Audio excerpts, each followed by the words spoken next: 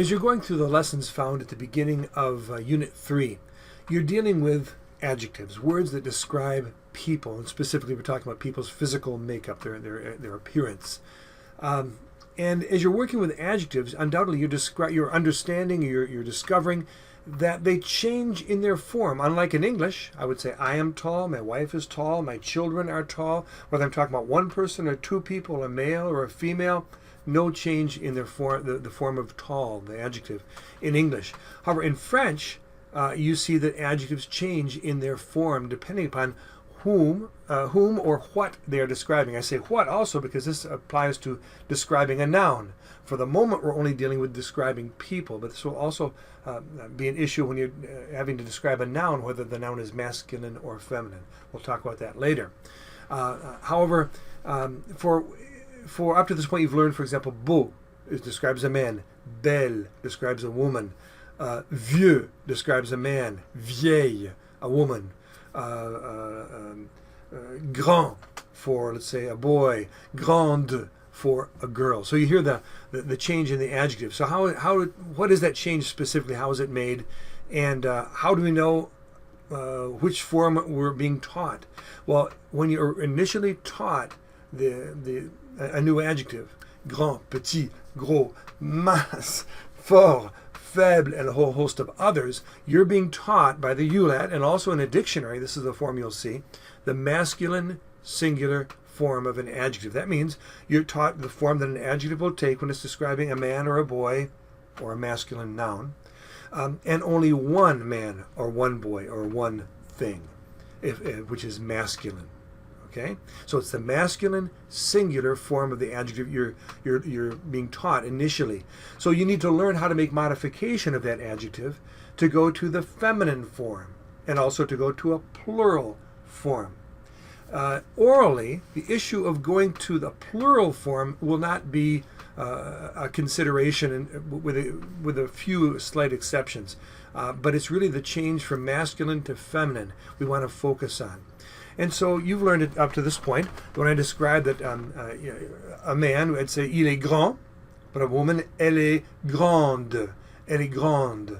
What's happening there is that in written form, which is a consideration for later on, but in written form, an E is being added after the letter D. In French, generally speaking, a consonant will not be pronounced unless there is a vowel after it. So grand, it does have a D at the end of it, you're just not hearing it when I'm describing a man. Il est grand. When I want to say she is tall, I say elle est grande. What's happening is I'm placing a silent E after the letter D in the word grand, and this makes the D pronounced. Elle est grande. Okay? And so when you hear this feminine form, what in essence is happening in all the feminine forms for the most part is that you're pronouncing a final consonant that is not pronounced in the masculine form. So I say grand, but feminine grande, masculine gros, feminine grosse. Let's think of another example here. Masculine fort, feminine forte. There's a T being pronounced because I've placed a silent E at the end of it. Well, don't get caught up in the spelling. Just remember that in essence what you're doing is you're going to be adding a consonant sound at the end of the adjective when you're describing a female or a feminine noun. Okay, so let's go through them one more time together quickly here. So we have grand, describing a male, grande for a female. Gros, masculine, grosse, feminine. Fort, masculine, forte, feminine. Qu'est-ce qu'il y a encore? Costaud, masculine. Costaude, not real common maybe, but feminine. What else do we have? Now there's another. There are changes that are irregular, and so vieux changes to vieille, and that's just not. It's not. If you were to see it in print, you know that's not just adding a silent E, which causes a final consonant to be pronounced. There's a more dramatic change that occurs than that. So vieux becomes vieille. Les in the feminine form is laide, and hopefully you'll never have to use that to describe a person. Here's one where there's a more kind of a radical change that occurs as well. Beau in the feminine is belle, is it not? So you're learning that adjectives have a masculine form and a feminine form. Rather than being concerned at this point with their spelling and exactly what's happening in written form, just learn the masculine form and the feminine form for each adjective. And the exercises you're doing are causing you to do that.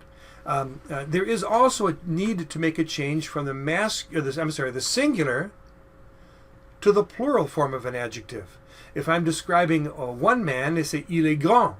If I'm describing two men, I say ils sont grands. Now, you didn't hear a change, but if you could see it in writing, there was a change that was made to the writing of the word grand. But for now, since we're simply dealing with the spoken language in working with each other here, you don't need to really concern yourself with the change to the plural form of an adjective. I can tell you that what's happening, generally speaking, is simply you're adding the letter S. In most cases, you're simply adding the letter S, but since there's no vowel after it, it's not heard. So you don't have to be concerned with it for the moment. There is one small change which you could be, I suppose, made aware of at this point. When you have a word in French which ends in the sound al, the letters A-L, they will change to O. The sound of the plural is O, A-U-X. And you know a noun already which fits that description. Le journal, talking about the newspaper. If I want to say newspapers, I don't say les journal, I say les journaux.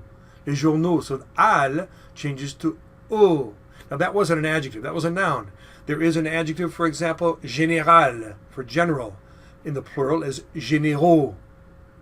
But that is truly, for the moment, an exception, you might say. It's an issue we're not having to deal with. So feel free to forget what I just had to say about making an adjective plural.